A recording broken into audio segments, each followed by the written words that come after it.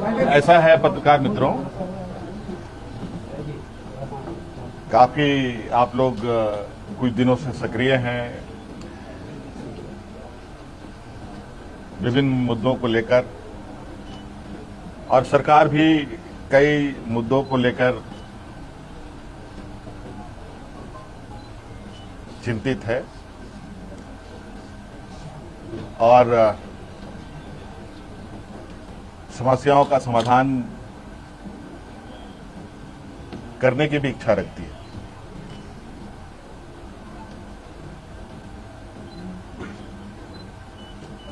सबसे पहले तो आपको हम ये बताएंगे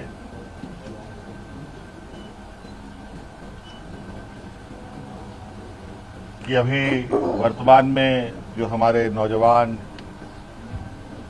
छात्र छात्राएं अपनी मांगों को लेकर आंदोलनरत हैं और जो उनकी कुछ मांगे रही हैं, समय समय पर आपको ये बात पता चला होगा कि कुछ वार्ताएं भी हुई। वार्ता में क्या बातें मानी गई, क्या बातें नहीं सुलझ पाई, और वो सभी चीजें हमारे समक्ष आ रही थी और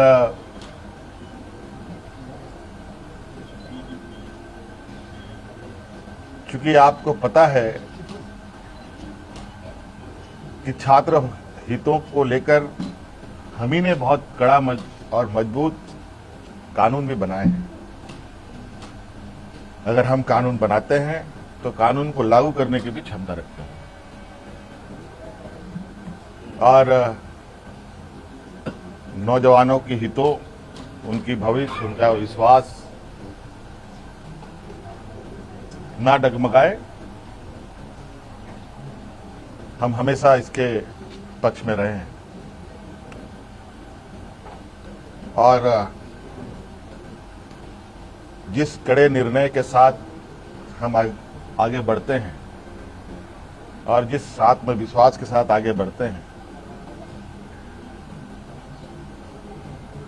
वो विश्वास में कहीं ना कहीं नौजवान भी हैं।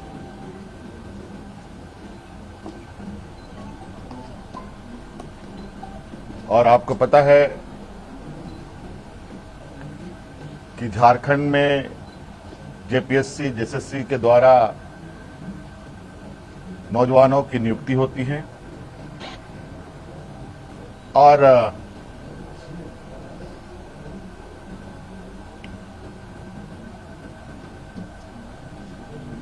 कई सारी नियुक्तियां राज्य अलग होने के बाद रुकी रहीं, फिर कुछ बढ़ी, फिर रुकी, कई सवालें भी आई, कई जांच एजेंसियां भी इसमें शामिल हुई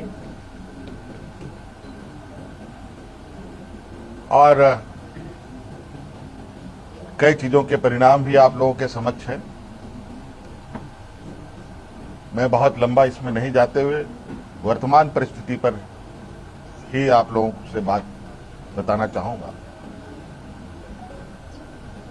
कि विगत दिनों से हमारे जो नौजवान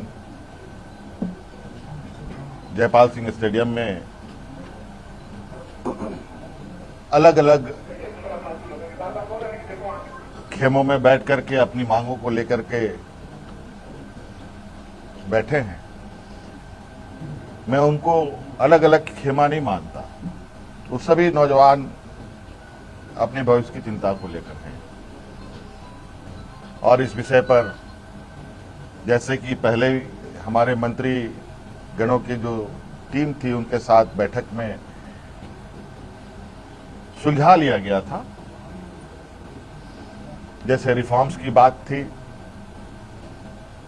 ये आप लोगों के माध्यम से ही उन छात्रों की बातें हमारे कानों तक में आई, हमारी कमेटी के द्वारा भी हमारे कानों तक में आई। रिफॉर्म्स में निश्चित रूप से बिल्कुल पारदर्शिता के साथ आगे सरकार काम करेगी रिफॉर्म्स में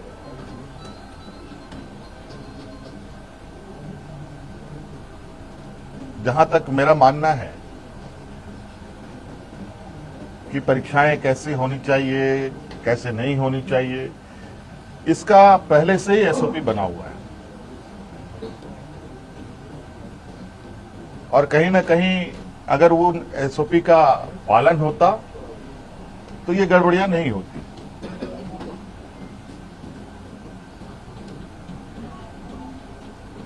क्योंकि एसओपी में ही इतने कड़े प्रावधान हैं और इतने बेहतर तरीके से परीक्षा लेने का व्यवस्था है,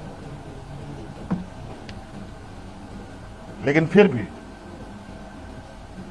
हम उस रिफॉर्म्स में कुछ और बेहतर करने के चूंकि इतनी बातें आई हैं तो बहुत सारी बातें बात बात में आती भी हैं, अच्छे सुझाव भी आते हैं,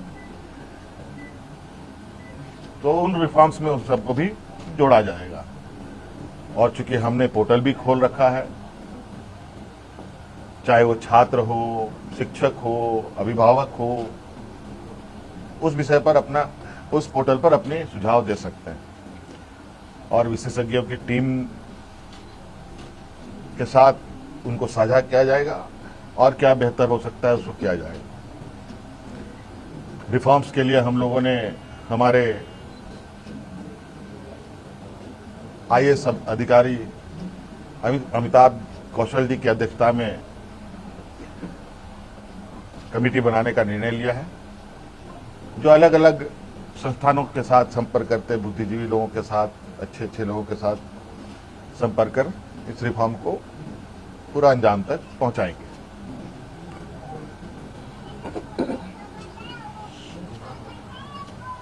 दूसरी बात, जेपीएससी का जो 14वीं जेपीएससी की बात है, मुझे लगता है कि हमारे माननीय मंत्रीगणों की टीम के साथ बैठने के दौरान ही वो चीजें सुलझ गई थी। बैकलॉग की भी बात सुलझ गई थी और कई जगह पर लोग नियुक्त भी हुए हैं। उसको लेकर छात्रों के तरफ से भी और मंत्रीगणों की तरफ से भी कोई कंक्लूजन पर नहीं पहुंच पाए। आज इस विषय को पटाक्षेप करने के लिए हम लोगों ने कैबिनेट की विशेष बैठक की। इस बैठक में उन सभी चीजों का समाधान निकालते हुए हम लोगों ने निर्णय लिया है कि टीडीपीएल द्वारा किए गए परीक्षाएं, टीडीपीएल के द्वारा प्रकाशित रिजल्ट और टीडीपीएल द्वारा जो भी अभ्यर्थी चुने गए हैं या शामिल हुए या टीडीपीएल के जितने भी गतिविधियां यहां हुई हैं, उन सभी को कैंसिल किया जाता है, रद्द किया जाता है। और नौजवानों में सबसे बड़ा जो मुझे लगता है कि मुख्य मांग उनका सबसे प्रमुख मुख्य मांग रहा है जेपीएससी सीजीएल के संदर्भ में, क्योंकि हमने उसमें भी एक हमारे मंत्रीगणों ने आश्वस्त किया था इस विषय की जांच चल रही है। इसके लिए हम लोग रिटायर्ड जज की अध्यक्षता में संपूर्ण जांच कराएंगे, क्योंकि कभी कभी ऐसा लगता है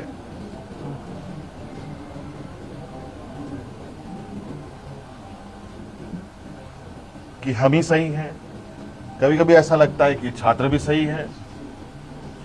इन दोनों के बीच में फर्क करना थोड़ा कठिन हो जाता है और इस विषय को लेकर हमने जो एसआईटी की टीम जांच कर रही है, और सीआईडी की जो टीम जांच कर रही है, इन दोनों के जांच के दौरान बहुत सारे ऐसे तथ्य आ रहे हैं जो चौंकाने वाले हैं। क्योंकि जांच का विषय है, बहुत खोल के बातें कहना संभव नहीं है। और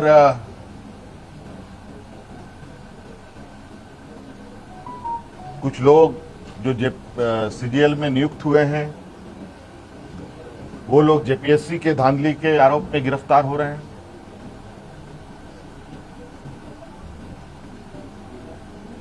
और कई कंपनियां जो यहां कार्यरत हैं,